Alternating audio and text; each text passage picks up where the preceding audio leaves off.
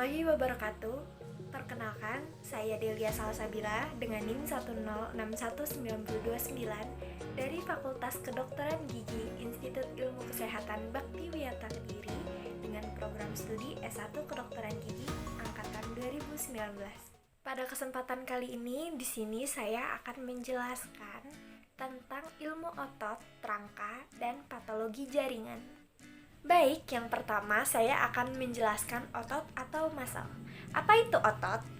Otot merupakan sebuah jaringan yang terdapat pada tubuh manusia ataupun tubuh hewan yang berfungsi sebagai alat gerak aktif dalam menggerakkan tulang.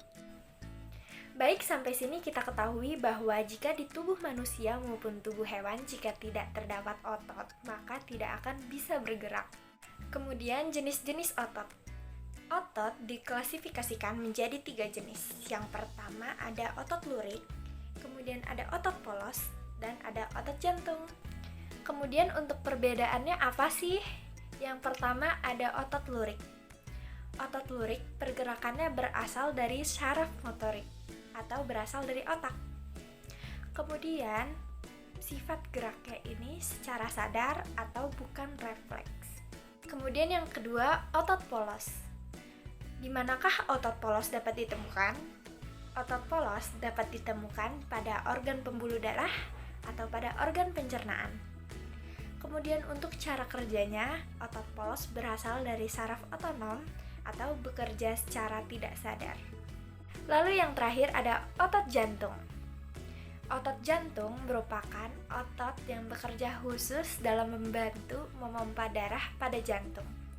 Otot ini mampu bekerja secara terus-menerus tanpa henti loh.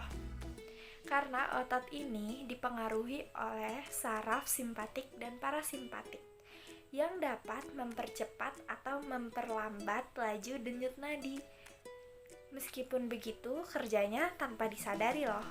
Setelah kita tahu klasifikasi otot atau jenis-jenis otot, sebenarnya apa sih fungsi otot sendiri? Salah satu fungsi otot yang pertama yaitu membantu tubuh berdiri tegak.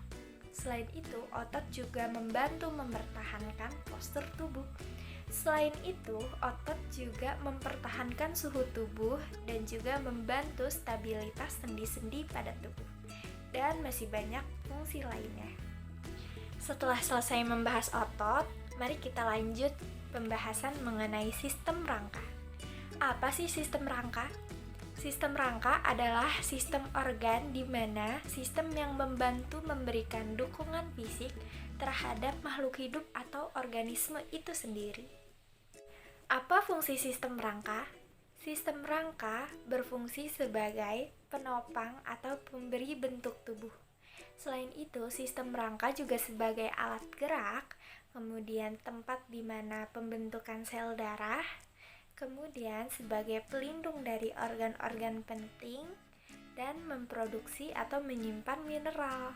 Kemudian tipe-tipe tulang. Tipe tulang yang pertama ada tipe tulang pipih, kemudian yang kedua ada tulang panjang, yang ketiga ada tulang pendek, yang terakhir ada tulang tidak beraturan atau irregular. Kemudian lanjut pada pembahasan berikutnya yaitu patologi jaringan. Untuk patologi itu sendiri apa sih? Patologi adalah ilmu yang mempelajari tentang penyakit yang disebabkan oleh perubahan struktur, fungsi sel, dan jaringan tubuh. Kemudian lanjut pada section patologi anatomi.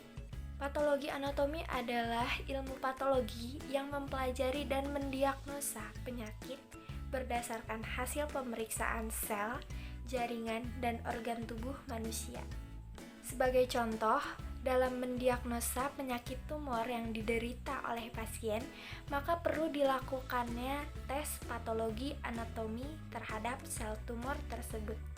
Dengan begitu, maka akan diketahui apakah sel tumor tersebut tergolong ganas atau tergolong jinak. Dalam pemeriksaan patologi anatomi, maka terbagi 2 jenis pemeriksaan. Yang pertama yaitu histopatologi dan yang kedua sitopatologi. Yang pertama yakni histopatologi.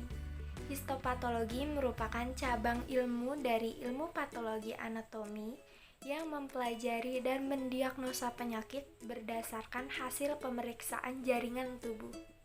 Sebagai contoh, pemeriksaan jaringan tubuh yang dilakukan dengan cara biopsi sehingga mendapatkan hasil diagnosa definitif.